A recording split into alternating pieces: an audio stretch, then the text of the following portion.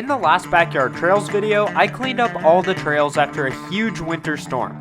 I raked a few new paths and resurfaced some of the trails to make them all ride like new again. I was able to clear all the branches and debris except one giant log at the start of Crazy Train. I said I had a solution for that. Well, that solution comes now.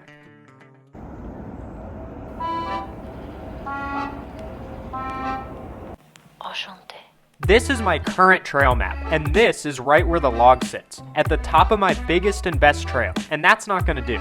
I wanted to build a jump over the log and reroute the top of the trail to achieve a straighter approach, but I soon ran into some issues.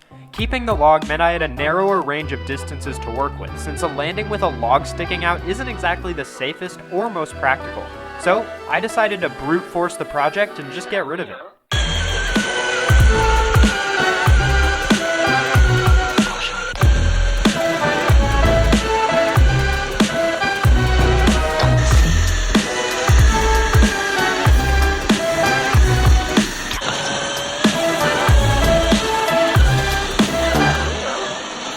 The wet log was far too heavy to lift, so we had to get a little creative.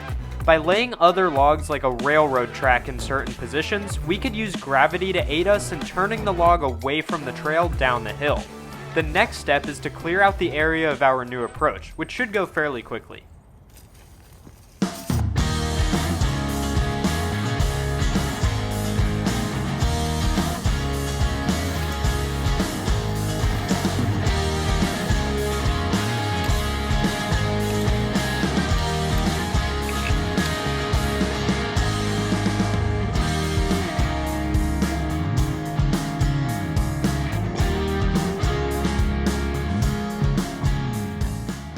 Perfect. Now comes one of the most overlooked but important parts of any trail build, figuring out the exact position of the lip and the approach. The lip will be angled to accommodate this being a bit of a hip jump, but since it doesn't point exactly where the trail goes, that makes it infinitely harder to gauge the location, direction, size, and any other scaling factor we need to consider. To get dirt, we'll dig the run-in lower so that the lip can have some actual height. But we also have to carve a roll-in at the top, which is the last part of the project.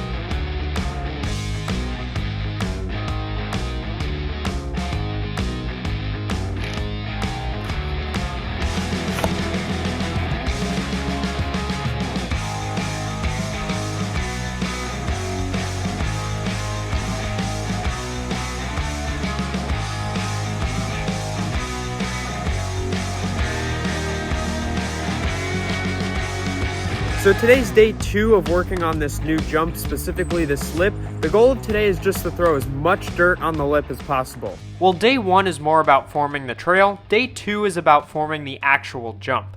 That means I needed to focus most of the attention on digging the approach flat so we have time to set up before launching ourselves down the trail. I wanted at least 3 bike lengths of space between the bottom of the roll-in and the lip, so that's a lot of dirt I need to excavate by hand.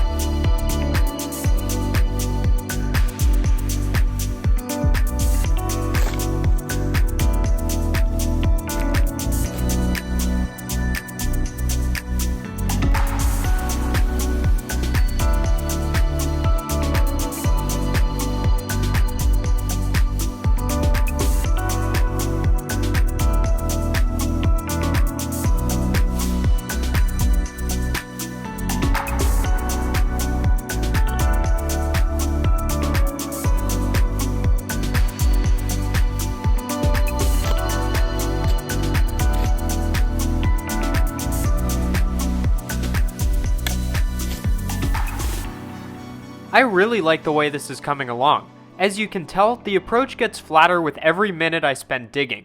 Since I'm essentially digging out a hillside, it'll keep taking longer as I move my way back to lengthen the approach, but all the dirt can be used to make this takeoff ultra wide and stable. Let's keep going.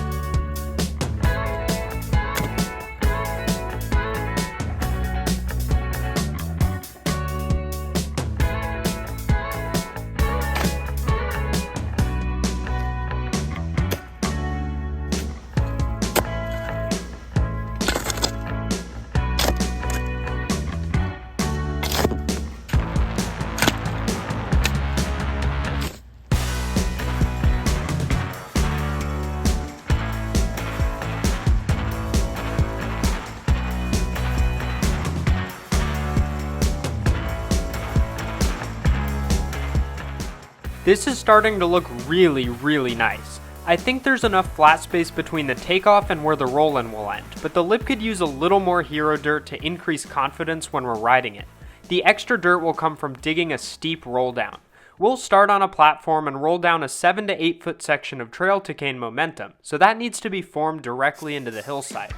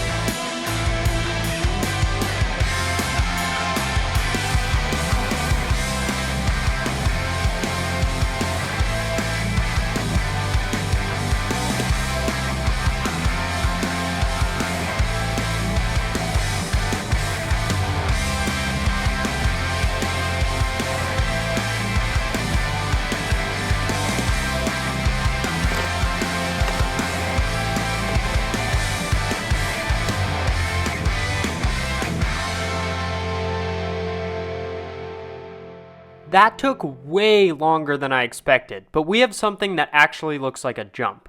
Ideally, there would be a little more time to set up, but this short approach will make riding this jump quite technical. The last thing to do is dig out the starting platform. We can't start on a hill because there's no safe spot to mount your bike, so we need this flat spot to officially mark the beginning of the trail.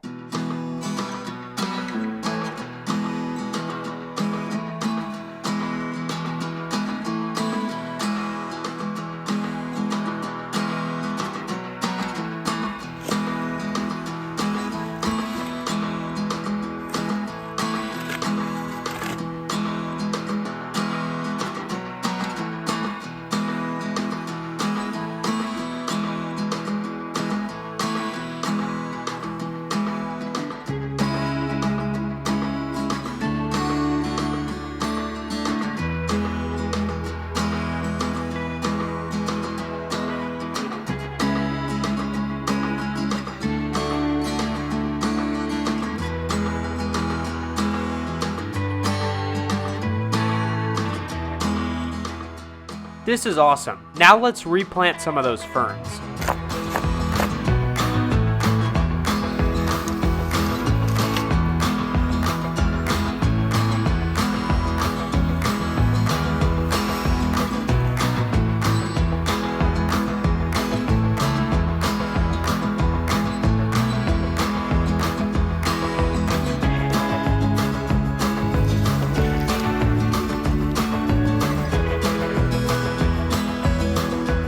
Planted ferns along this edge, the back edge, and then a few right here. Eventually I'm going to want to cover this entire side of the hill with the ferns just so that it prevents the erosion and keeps intact with just this nice narrow run-in. Now the very last thing to do is flatten this out and pack the lip, and then we're good to go.